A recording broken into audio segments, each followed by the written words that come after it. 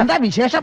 അപ്പ അറിഞ്ഞില്ലേ? പാകിസ്ഥാനെ ആക്രമിക്കാൻ ശ്രമിച്ചാൽ മിണ്ടാതിരിക്കില്ല എന്നാണ് പാക് മന്ത്രി അസ്മ സയ്യിദ് ബുഖാരി ഇന്ന് പ്രതികരിച്ചത്.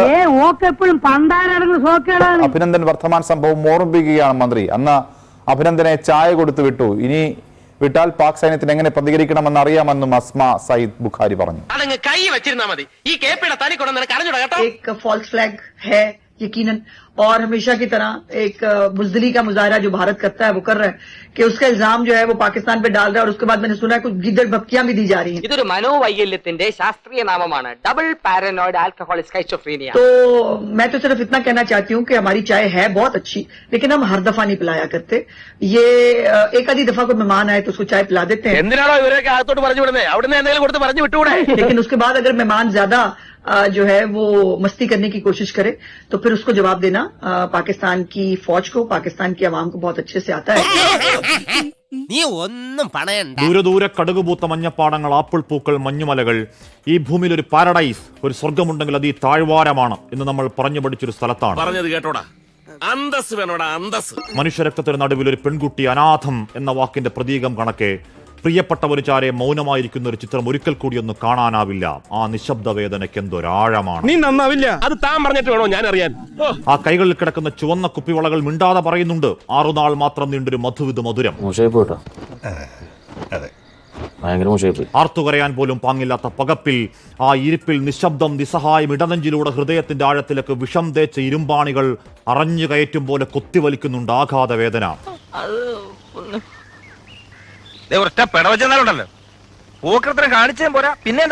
ഈ രാജ്യത്തിന്റെ കൊക്കിന് ജീവനുള്ള കാലത്തോളം മറക്കാവതാണോ?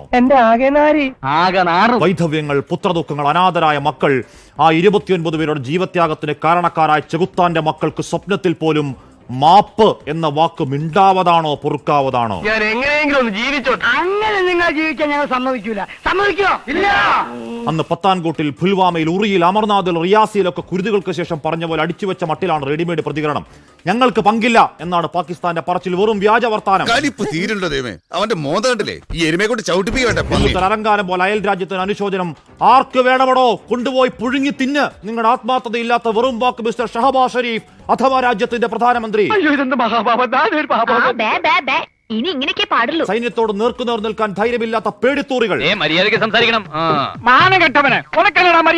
പോക്കെടുത്ത് നിരായുധരായ സാധാരണക്കാരെ കൊന്നൊടുക്കിയതിന്റെ സൂത്രധാരൻ സൈഫുള്ള കസൂരി ഹാഫിസ് സയ്യിദിന് വലം കൈയാണെങ്കിൽ,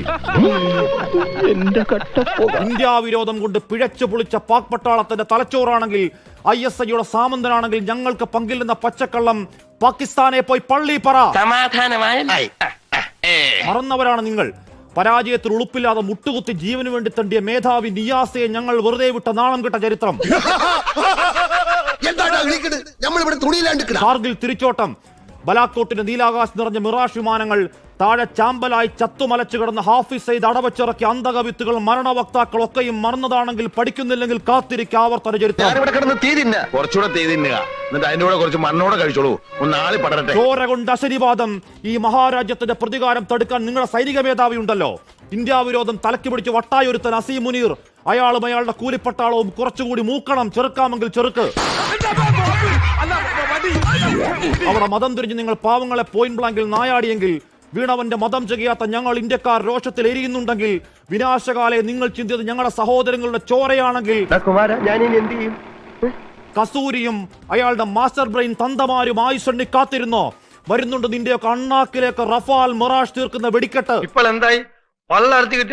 കൊറിയൻ സാമ്രാജ്യങ്ങൾക്ക് മുകളിലേക്ക് തീമഴ പെയ്യിക്കാൻ ലോകത്തെ എണ്ണം പറഞ്ഞ പട്ടാള ശക്തി, കൂടെ പറഞ്ഞ ചോരയ്ക്ക് പകരം ചോദിക്കാൻ ഞങ്ങളുടെ നെഞ്ചിലെ പ്രതികാരത്തിന്റെ സംഹാര ശക്തി. ഞാൻ ഒരുപാട് തവണ തന്നോട് പറഞ്ഞിട്ടുണ്ട് ഇവിടെ ഇങ്ങനെയുള്ള ചുറ്റിക്കളിയൊന്നും ഉണ്ടാക്കരുതെന്ന്. ഇപ്പൊ എന്തായി? ഞാനും ആപ്പിലായി. ആദ്യം വ്യക്തി നന്നാവണം, എങ്കിലേ കുടുംബം നന്നാവൂ. കുടുംബം നന്നായ സമൂഹം നന്നാവൂ. സമൂഹം നന്നായ രാജ്യം നന്നായി. രാജ്യം നന്നായ ലോകം നന്നാവും. ഒരു 6 ഇഞ്ച് നീങ്ങി ഒരു ചുവന്ന സ്വിച്ച് കാണുന്നുണ്ടോ? കാണുന്നുണ്ട്. ഈ സ്വിച്ചിന്റെ കാര്യമാണ്.